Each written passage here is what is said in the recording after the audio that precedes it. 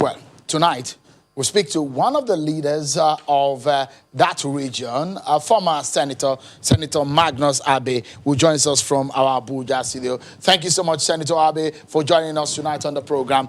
Let me begin and get your view on that outcome of that meeting of yesterday. The leaders of the South agree that NSAS protest was a metaphor for all that is happening in the country, as well as a national wake-up call. According to them, Nigeria is not working for us all. Yes, sure. Thank you very much. Actually, I think a lot of other Nigerians have always said that as far as is possible, the building of our country is not a project that will end. There is no day Nigeria is going to be completely and sufficiently constructed to the satisfaction of all Nigerians. So as we continue to develop as a nation, having a conversation to improve the country is desirable and continuous. It's not something that is going to end. A lot of the things that have been said by the South leaders and governors at the meeting in Port Harcourt are things that have been positions that have been canvassed in this country over the years. So I don't think that there is much that is new in what has been said.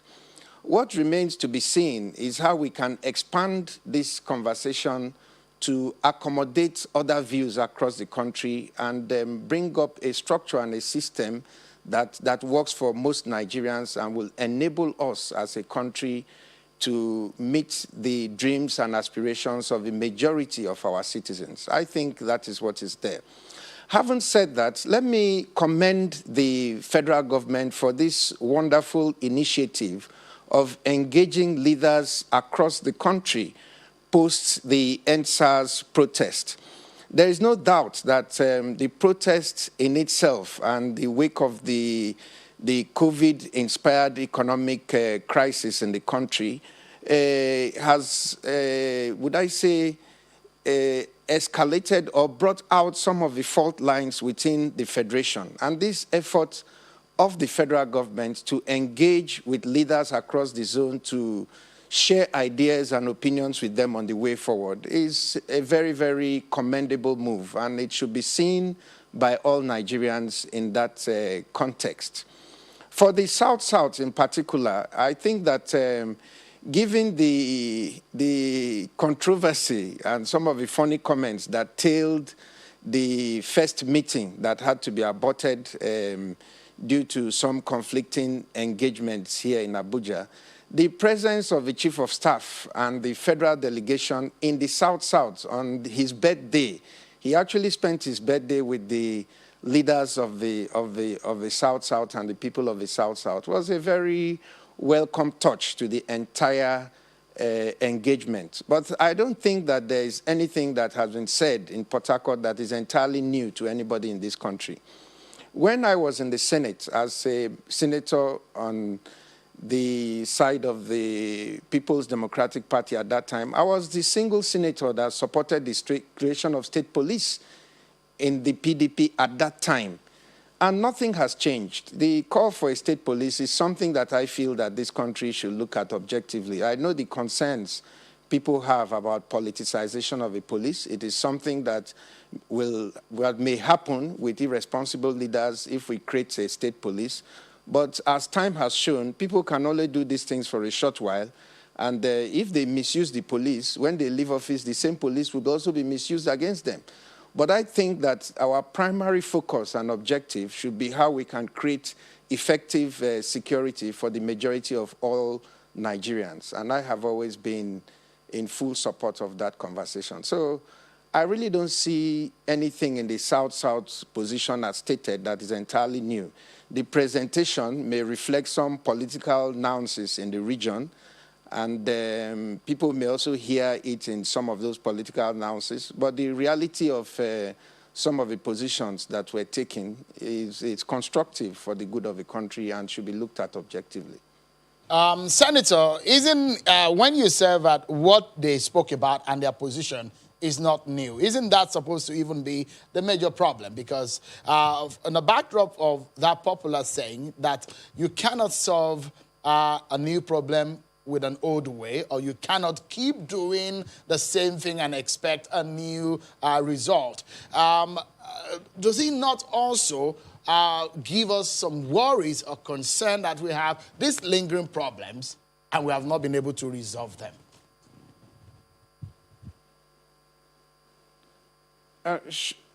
Shem, I don't know if you can hear me because I can't. I think we have a cut again. I'm saying I can hear you. So the point I'm making is that you said that nothing really was new about some of the demands of the region leaders. So the question is that, isn't that in fact a cause for worry that we have these problems that are not new to us, but yet we are not looking for ways to resolve them? The truth of the matter is that if you go through the Calabar Declaration, which the South-South leaders brought out some time ago during the Obasanjo regime, a lot of these issues that are stated there were still in the Calabar Declaration. So like I said, most of these things are not new. They are Nigerian challenges given the structure of our country and the kind of constitution that we have. These are not APC problems or PDP problems. They are Nigerian problems. And some of these things will help if we can form some kind of national consensus to effectively engage each other in some of these issues, to try to find a balance that works for the majority of Nigerians and brings out the best in the majority of Nigerians. I think that much people all across the country are agreed on. When it comes to the reality of which position one takes on a particular issue, of course, that becomes a different scenario, because different people would have different responses and reactions to the issues raised. But like I said at the beginning of this engagement, making Nigeria a better country is not something that is ever going to end. So even 50 years from now, when Nigerians gather, they will still talk about how to make the country better and what changes can be brought about to improve on what they already have. If you look at the situation today in the United States, after 200 and something years of democratic practice, people are beginning to talk about amending the constitution to take care of some of the challenges that has propped up recently in the US. Even in the UK, amending the constitution, which is actually unwritten, and changing how they do things has been continuous.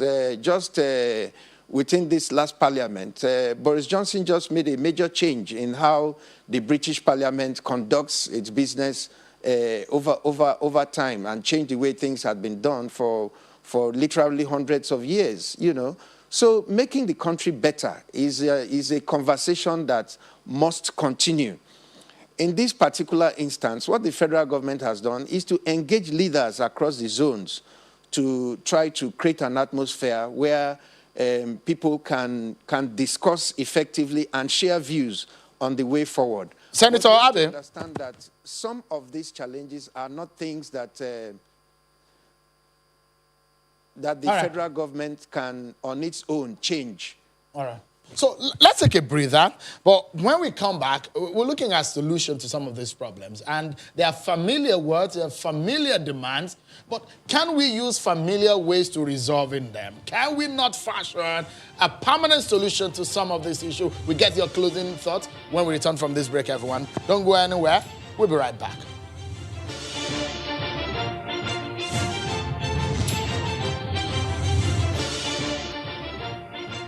Thank you so much, everyone, for staying with us. And let's get back to the conversation around the demands of the South-South leaders with a meeting with federal government delegation yesterday in Port Harcourt. Senator Magnus Abe is one of the leaders of the South-South region and is speaking with us from our Abuja studio.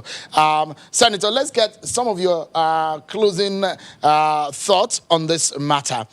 If you look at some of the demands, the demand for true federalism, devolution of powers, true fiscal federalism, restructuring, relocation migration of international oil companies to the region, state policing, amongst others. Those are some of the issues that were raised. But these demands, Senator Abe, they look more or less like those that have been captured in the 2014 Confab report.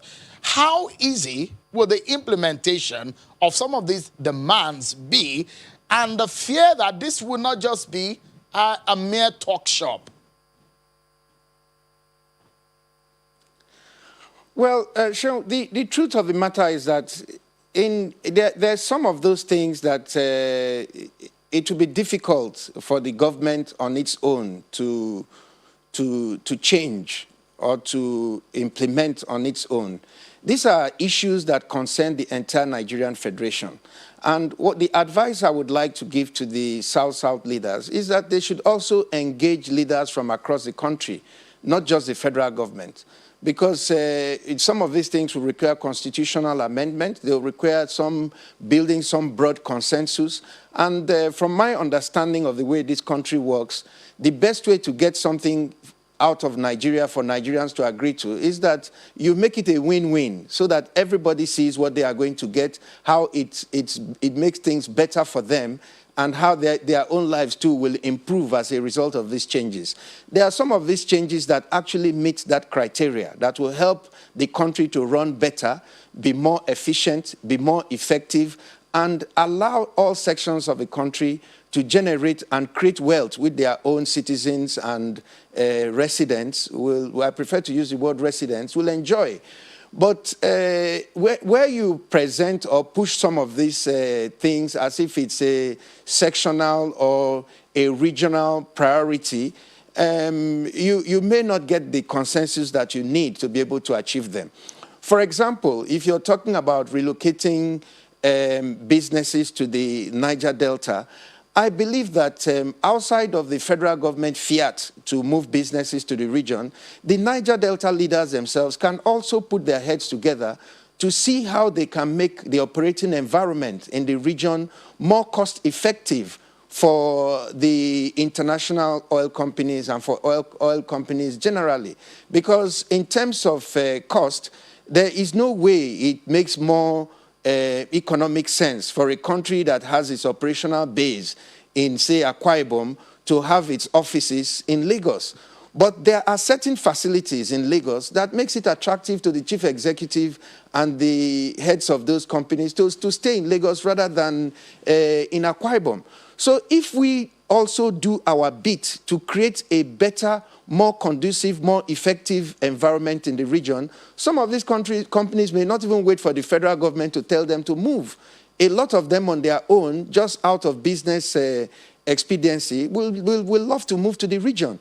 So we shouldn't just focus on trying to pass the buck and play the blame game. We should do our bit, engage leaders across the country to work with us to make Nigeria better, and also get the federal government to cooperate where we need the federal government cooperation. But all in all, like I said, the conversation to make this country better is an ongoing one. The initiative of the federal government is commendable. The issues raised by the leaders of the South-South needs to be looked at. Like I said, there may be political nuances in how some of these things are presented and in how they are received. But the reality that we need to engage in trying to make the country better, nobody can deny that. And I don't think that anybody in his right senses would say that the engagement by the federal government is not timely, critical, necessary, and applaudable at this time. I think it should be applauded. And I thank the Chief of Staff for spending his birthday with the leaders of the South-South. That was a very important Senator Abe, given the sensibilities in the region. Right, we need to, I'm being told that we need to wrap up this very session, and I'll probably we want to give you a task, very difficult. In 30 seconds, I don't know how easy that would be for you to answer this question, because since you're here with us and you know so much about this very question I'm going to ask, I'd like to get your view on it, perhaps in 30 seconds. Let me get your view on a major factor affecting the oil and gas sector in Nigeria. The proper legal framework, the PIB, has been some of the issue that has been raised, it's faced some turbulent time in parliamentary debate over the last few years, and it never gets to an end.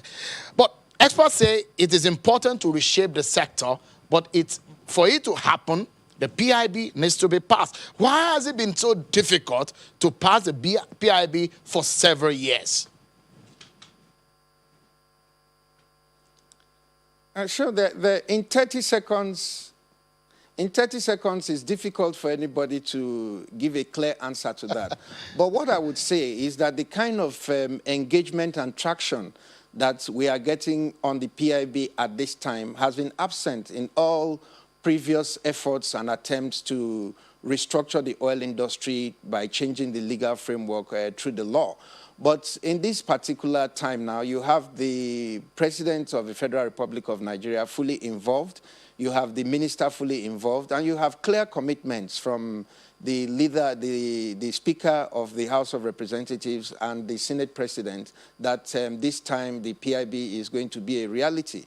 I think that at this point, the most important thing is for us to ensure that we get a law that is clear in what it states and in what it expects of the industry, so that industry planners can make their plans based on the true contents of the law. So I believe that while we have struggled with the PIB for almost 15 years now, I do believe that this time around the result will be different. We will have a PIB. That's what I believe. Senator Magnus Abe, thank you so much indeed for talking to us and coming on the show tonight.